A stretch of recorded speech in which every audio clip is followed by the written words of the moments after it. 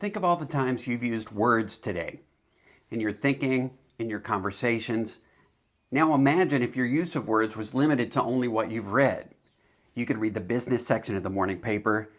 Imagine if your vocabulary was limited to only words you learned from reading the business section.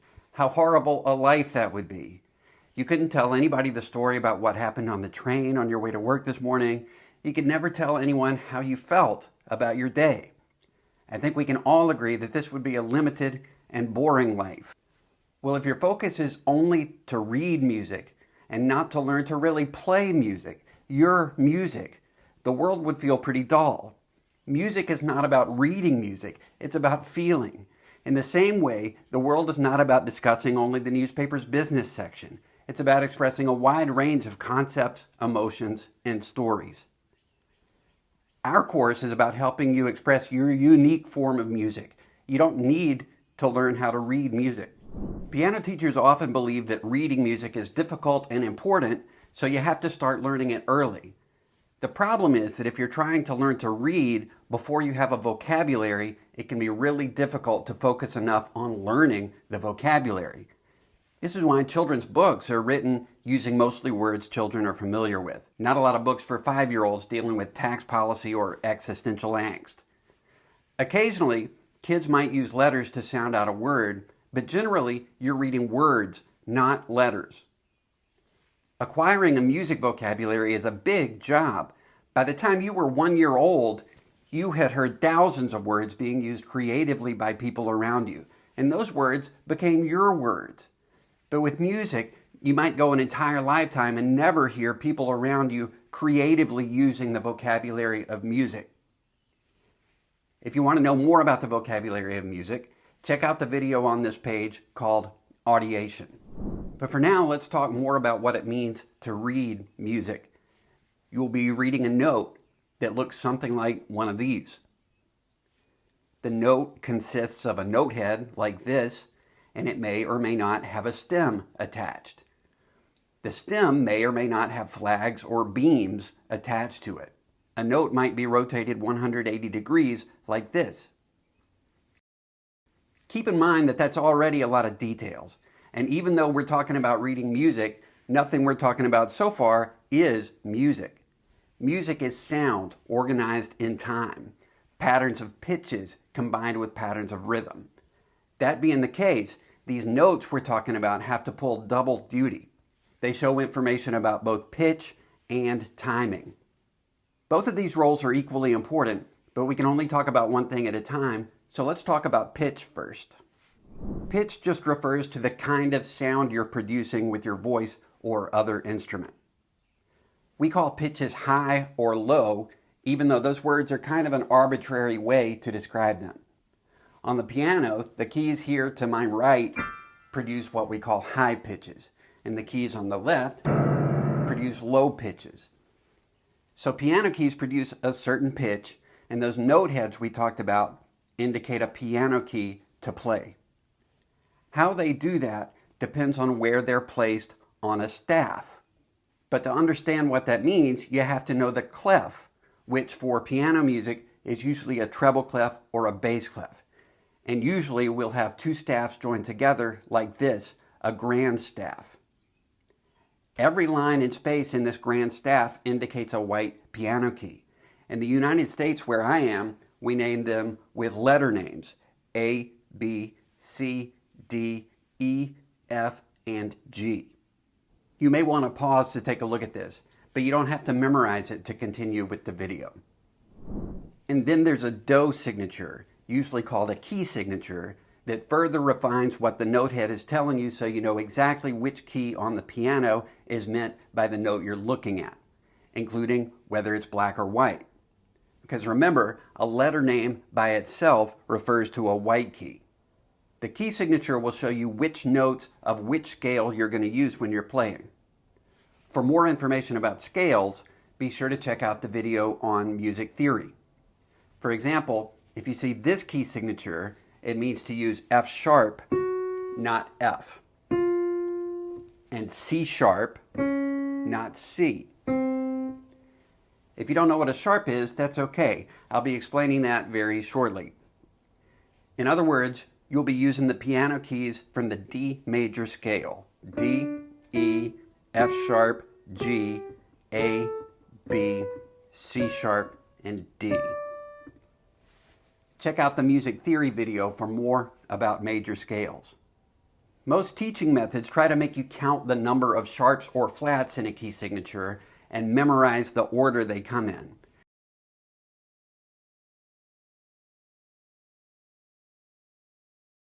And that's not really how it works when we're reading music. We're not counting sharps and flats. Instead, we're hearing a resting tone and seeing which piano key to equate that with. The resting tone is kind of a reference pitch that all the sounds you're hearing in a piece of music point to. For this to work, you have to be audiating the printed music you're looking at. That means literally hearing it, even if only in your head, and understanding the notes you're looking at in terms of tonality and meter. There's more on that in the video on audiation. Audiation is a prerequisite skill for reading music, and it's a big focus of the Genesis method for learning piano. So counting sharps and flats in a key signature is not a musical skill. The musical skill is hearing what you see on the page in its tonality context. And after that, understanding the keyboard geography of the key you're playing in. And that's something I cover in my course. Major tonality uses a resting tone of Do, and a key signature tells you where Do is on the staff. So if the key signature looks like this, then Do is a D. That's what a key signature does. It shows you where Do is. And if Do is the resting tone, then you're in major tonality, which is this kind of musical soundscape.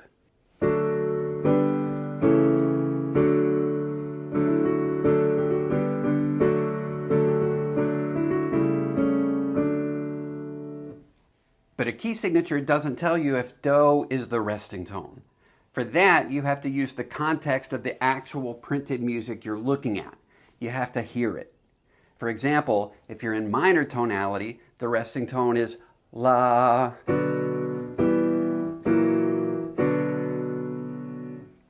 So if Do is here on the staff, then La is here.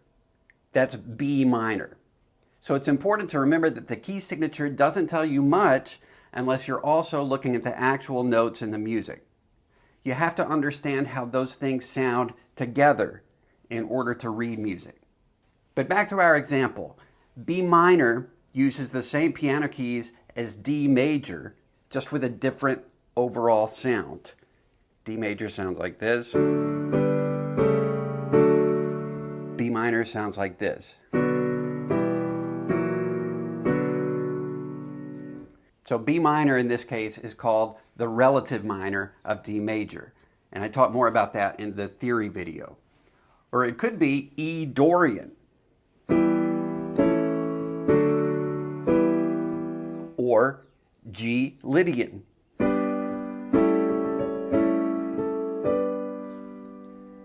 Dorian and Lydian are names for other specific kinds of musical soundscapes called tonalities.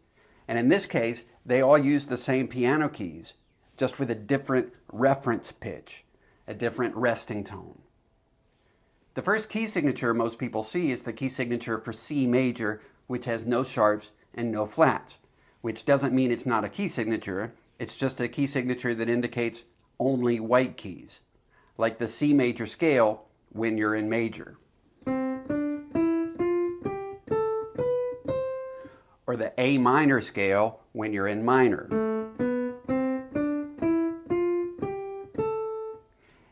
As you can see, hearing and knowing whether you're in major or minor is a critical part of reading music. That's why we're focused on helping you learn to hear that, so you can be a better player and reader if you want to. An accidental placed to the left of a note tells you you're going to deviate from what the key signature is telling you. Accidentals are sharps, flats, or naturals. A sharp sign to the left of a note head indicates to play the very next key with no key in between to the right, whether it's black or white. So this is F, this is F sharp. There's more critical info on this in the theory video. A flat means to play the very next key to the left with no key in between, whether black or white. So this is B, this is B flat. This is F, this is F flat. A natural instructs you to play the white key indicated by the note head, again, depending on the clef. So even if you're in D major, which ordinarily means you'll be using F sharp, you play F if you see an F natural, a white key. It's hard to believe I've talked about so many complex details of music notation, but I've still said very little about music, let alone make any. So if you're confused, I don't blame you. There are so many sources you can go to who will give you hours and hours of content on details about how to read music. My point is that you don't have to. Reading in and of itself doesn't make you a better musician than somebody else who doesn't. Once you know about staff notation, you'll know which piano key to press based on the notes you're looking at. Unfortunately, that's still not music because it takes at least 2 pitches to convey musical meaning. One pitch by itself could be anything. That could be the beginning of Beethoven's Fifth Symphony, or All by Myself by Eric Carmen that Celine Dion sang, or Old MacDonald, or the Jeopardy game show theme, or My Name Is by Eminem, or Killing Me Softly that Roberta Flack sang. Those are all songs we're going to be talking about later in this video. And they could all start with the same pitch, G in this case. And this is why mnemonic devices like Every Good Boy Does Fine rarely work. You have to learn 4 phrases: every good boy does fine, face, good boys do fine always, all cows eat grass, 1 phrase each for lines and spaces on the treble clef, and 1 each for lines and spaces on the bass clef. It's too many things to memorize, they usually get confused, and they don't convey anything about musical sound. Not to mention the subtle gender bias. So if you've never heard those before, count yourself lucky and forget I said anything about them. They tend to prevent you from seeing how music is functioning rather than helping.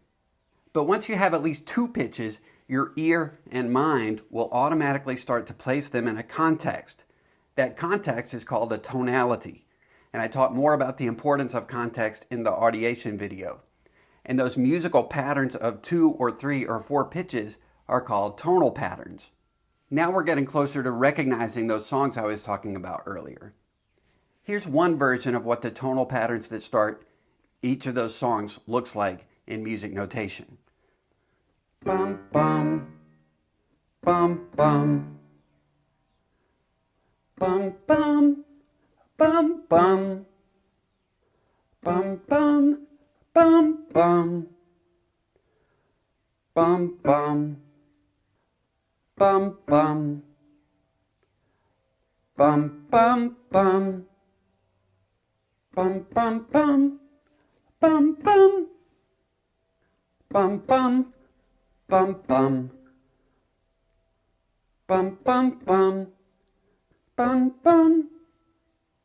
Bum, bum, bum. Bum, bum. Bum, bum, bum. Bum, bum. Bum, bum.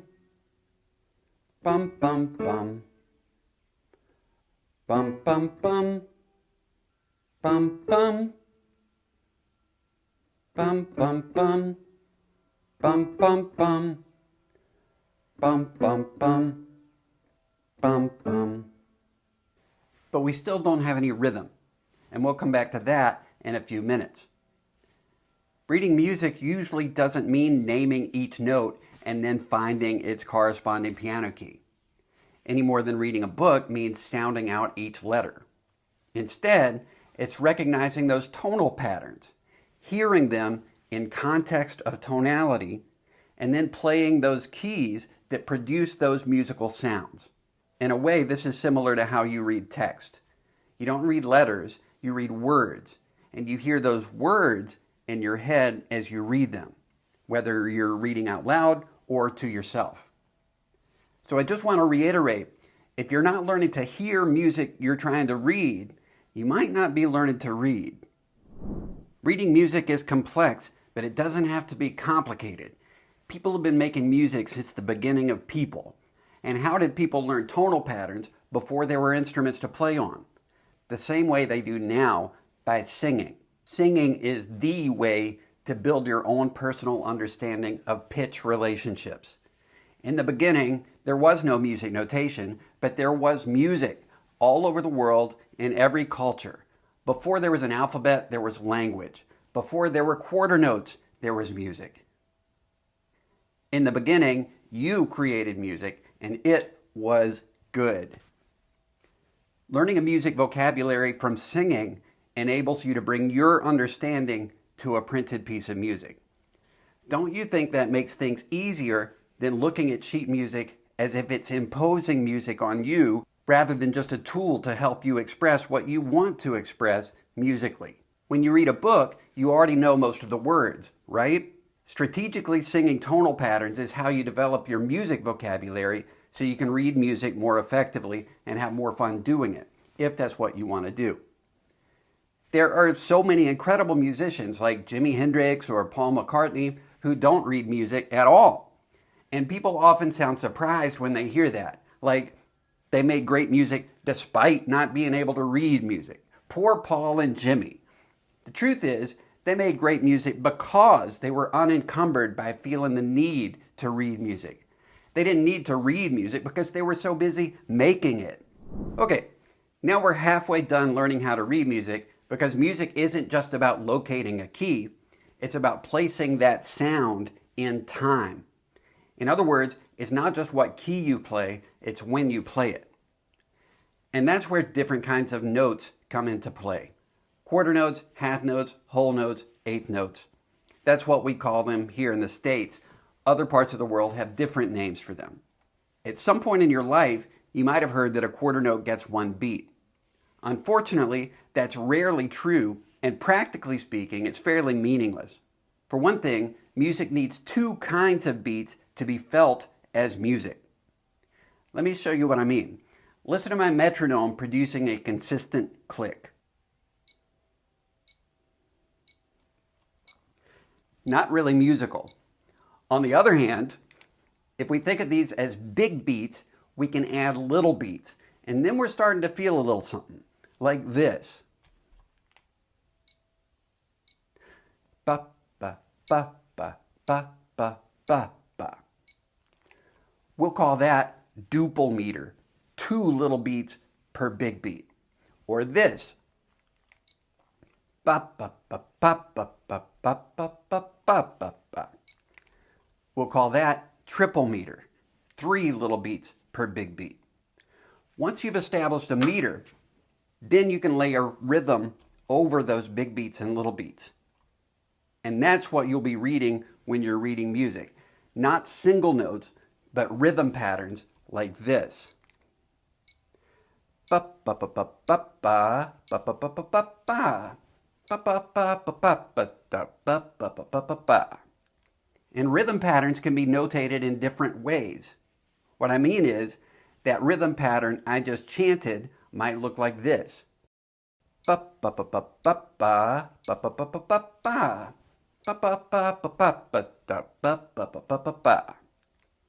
Or it might look like this.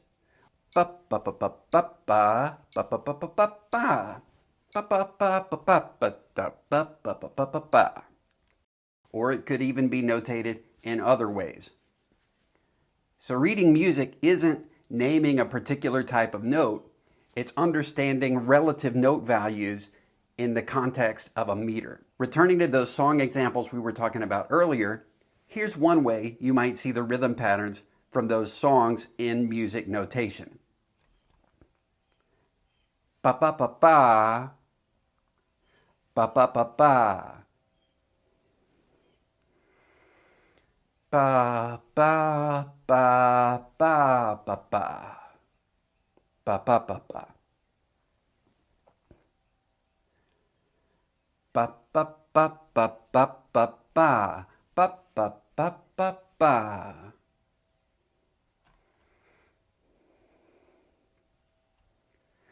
ba ba ba ba ba ba ba ba ba ba ba ba ba ba ba ba ba.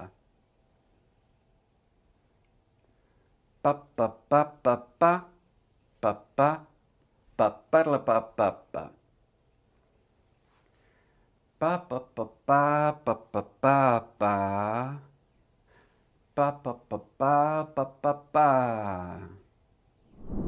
So the first step in learning to read music in notation is learning a vocabulary of rhythm patterns that are coordinated with your movement. Because it's not a matter of counting, it's a matter of feeling. Once you learn to feel a rhythm pattern, you can easily learn to count it. Unfortunately, that process doesn't work in reverse. In other words, you probably can't learn rhythm from trying to count it out, which makes it such a shame that some people think they don't have rhythm. It's only because somebody tried to teach them to count instead of how to move. You won't be able to count something with notated timing unless you know how to move with it. Strategic use of movement activities is the way to learn rhythm. And once you've learned a vocabulary of rhythm patterns, learning to read those patterns is possible if you want to do that. You may already be starting to see that understanding musical symbols is not the gateway to learning music. You're the gateway to learning music through your own singing and moving. That's how you learn a music vocabulary. Two vocabularies, really: tonal patterns and rhythm patterns.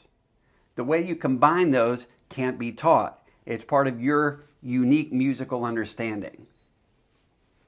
Once tonal patterns and rhythm patterns are combined, you get music that looks like this.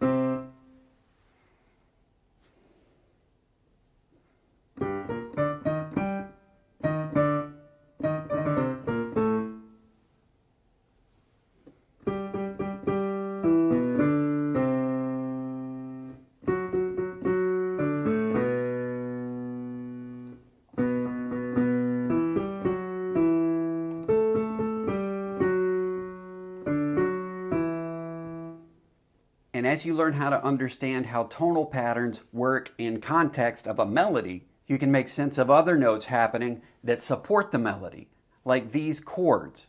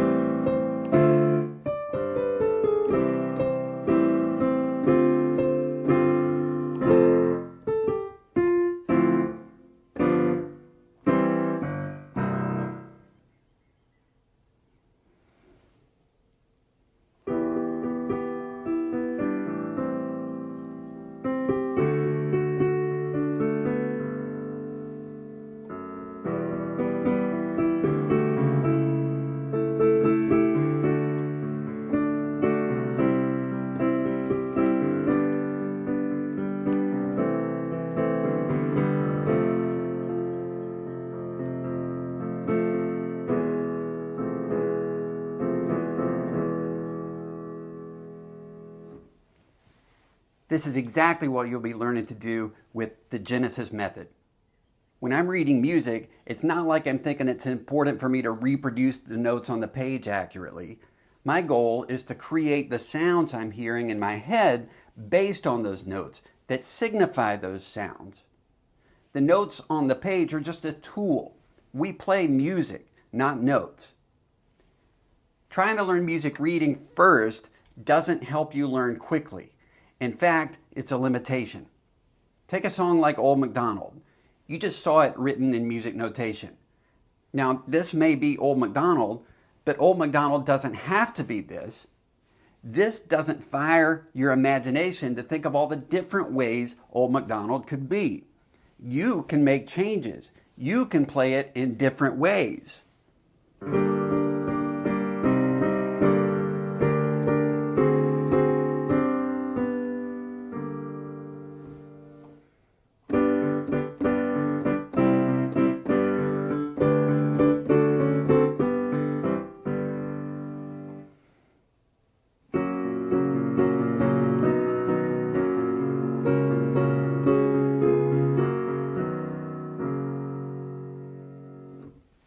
Making changes and creating are things that should be happening before you try to make sense of music notation. Learning music works reliably in this direction. Without creativity, trying to learn sheet music only puts up a boundary to your learning. When your creativity is prioritized, there are no such limitations. If you're having a problem reading music, the problem probably isn't reading. It's either a problem of hearing what's on the page, that's audiation, or a problem with the physical job of playing it. And I talk more about that in the video on piano technique. Learn a vocabulary of tonal patterns and a vocabulary of rhythm patterns first with singing and moving. That's how you help the hearing issue that can be a barrier to learning to read. Learn a vocabulary of efficient movement, and that will help with the physical aspect of reading and performing music. Then you're ready to learn notation. Trying to read everything as one big jumble doesn't work very well. Okay, everything I've talked about so far is based on actionable skills you can actually learn. Tonal and rhythm patterns are real, and reading music is useful in its proper place. But now I'd like to talk about something that's not real. But I'm going to talk about it because it's got such a big hold on music students' imagination. What I'm talking about now is sight reading. Sight reading as a concept is perfectly designed to leave you feeling like you're lacking as a musician. I know music students often get caught up in the idea of learning sight reading. It's a really attractive idea, the idea that you could just pick up any piece of sheet music and play it perfectly immediately. That seems harmless, but I can't think of any single thing that's derailed more piano students than trying to improve its sight reading before being prepared to succeed at it. Focusing on the reading makes the printed page more important than the music that's being read. It's not helpful to make sight reading the goal. Making music is the goal, and that's a process. Reading is just a tool. You might hear sight reading defined as when you play a piece of music the first time you see it, and only the first time. After that, it's not sight reading anymore. But that's not a helpful concept. There's not a special term for reading a book the first time or the second time. It's just reading. It's the same with music. All reading uses sight. There's no smell reading. And how can you ever be sure that you're sight reading something correctly? Because the minute you take a second look at a passage, you're no longer sight reading according to that definition. You'd have to have someone else, like a teacher, to tell you.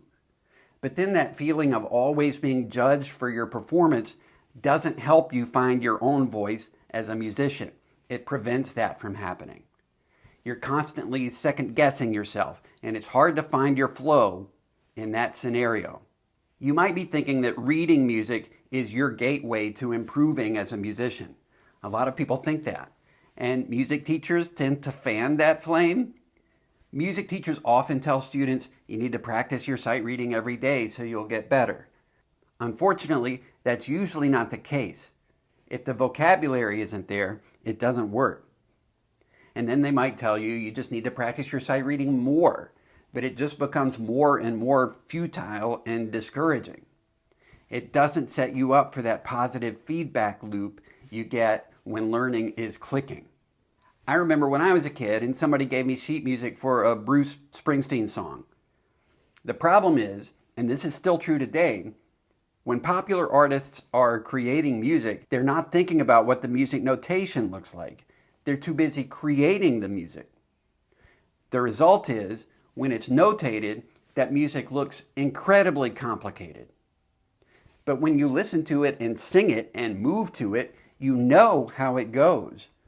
The sheet music doesn't help you learn to play it. It can prevent you from learning to play it because the sheet music is so dense with visual information that your eyes might not know how to process it, but your ears and body do. You might try to read music day after day after day and end up nothing but frustrated. It's not sustainable, it's not fun, it's not effective. And how are you supposed to improve at something that you only get one chance at by definition? People, including music teachers, can think of reading music as a kind of mechanical exchange, see this symbol and press this key. But that's not how reading works. Just compare it to the way you read a book. You hear words as you read them.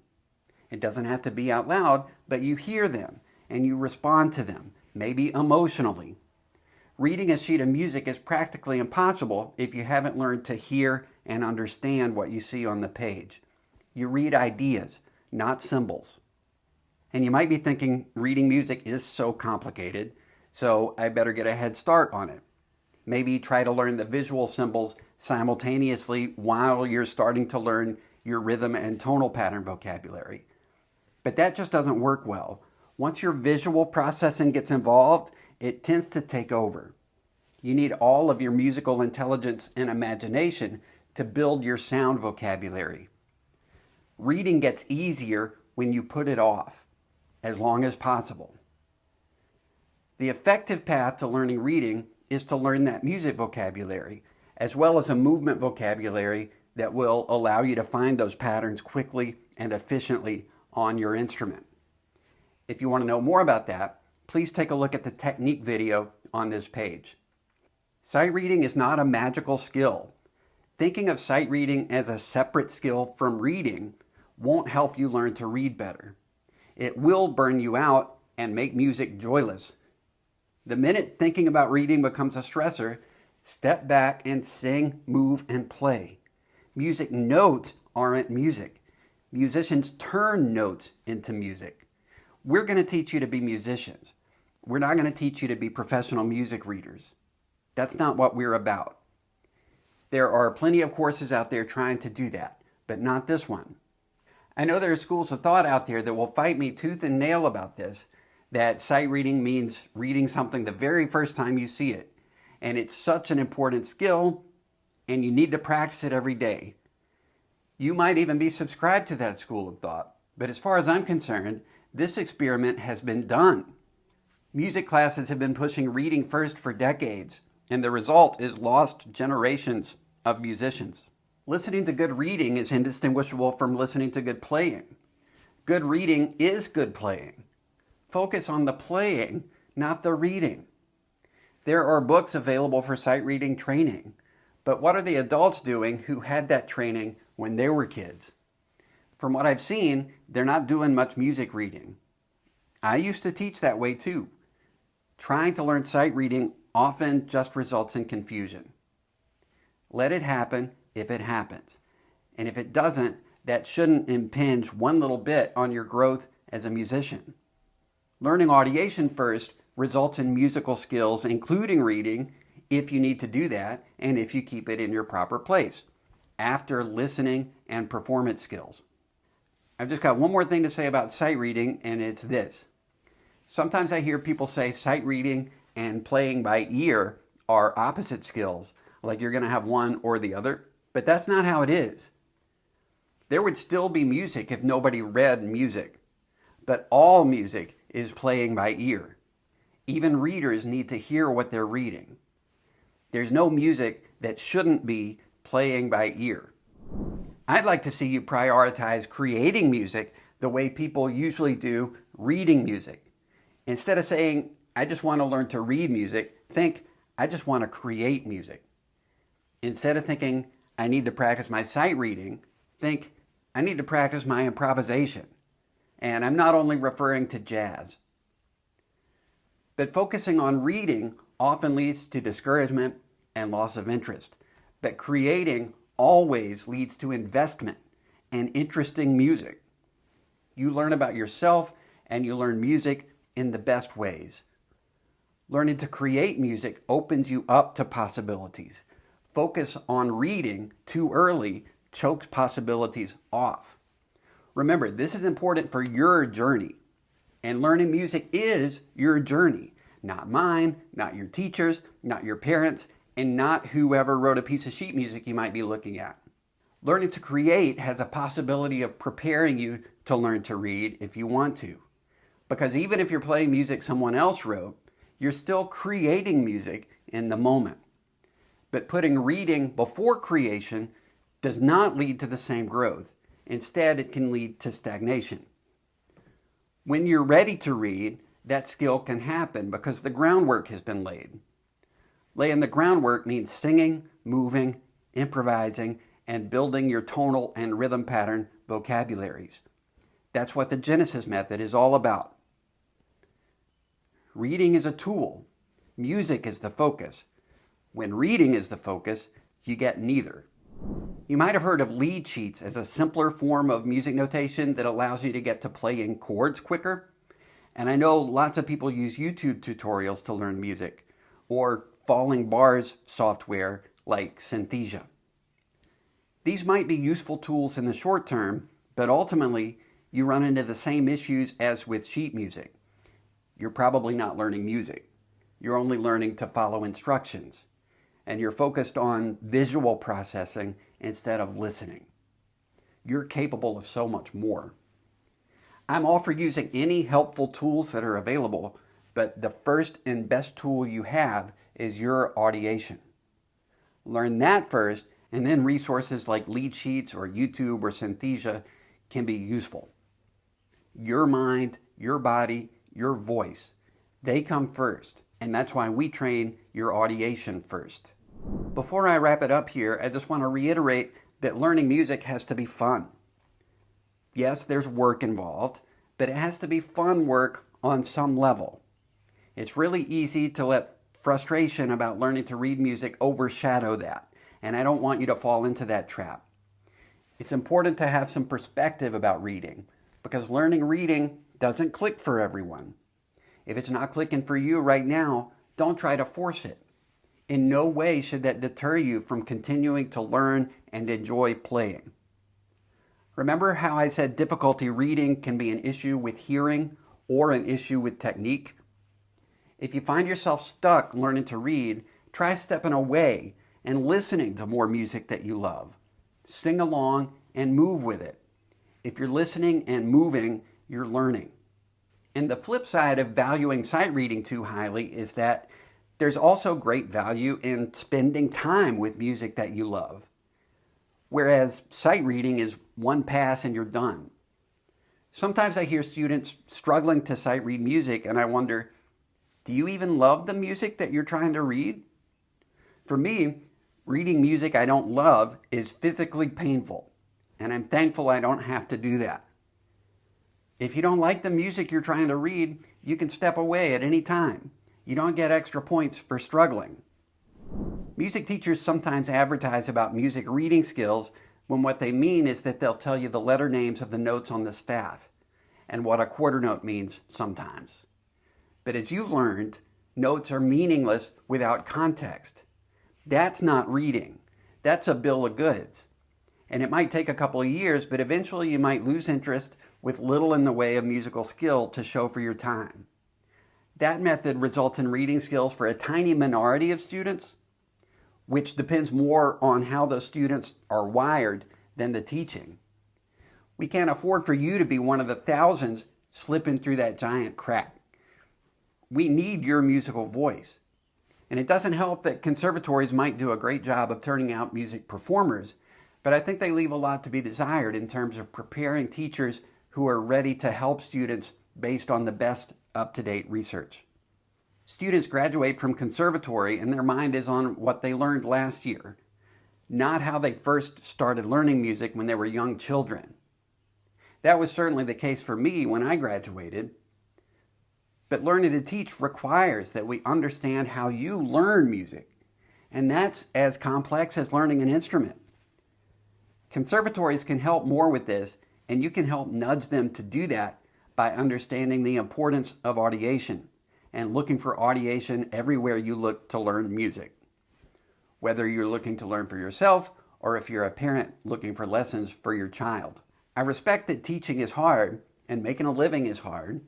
I also respect that you deserve to be a creative musician, and naming note letter names and quarter notes and eighth notes isn't the path to that. That's standing in the doorway, but I want you out on the dance floor making your music. I'm finding more and more teachers who are teaching audiation first and then reading, so I feel confident that progress is being made.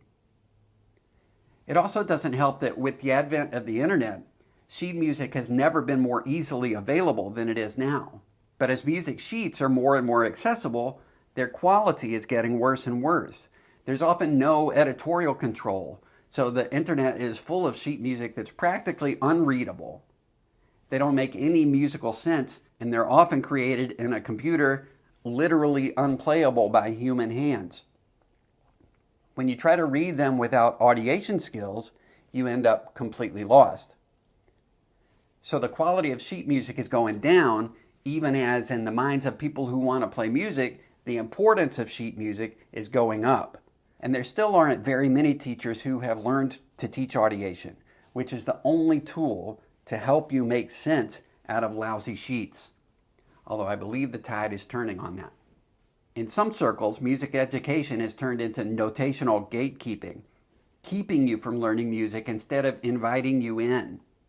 That's a real shame because music is an important means of expression, and when you can't express yourself, you aren't free. That's why I'm committed to helping you learn, not the notes on the staff, but committed to you. The only reliable way to learn to read music is by learning music itself first. That means singing to learn about pitch relationships and moving to learn rhythm. That's why the Genesis method includes singing to learn tonal pattern vocabulary before you take those patterns to the piano. Because music notation can only point towards the music. Tonal patterns and rhythm patterns literally are the music. This may be Old MacDonald, but Old MacDonald doesn't have to be this. Learning a music vocabulary opens you up to infinite possibilities of expression. It also paves the way for developing music reading skills if you want them. But all bets might be off if you're trying to learn to read music before you have that vocabulary. I haven't come close to defining all of the symbols you'll find in a printed piece of music, even simple music. But defining those symbols doesn't produce a millisecond of music.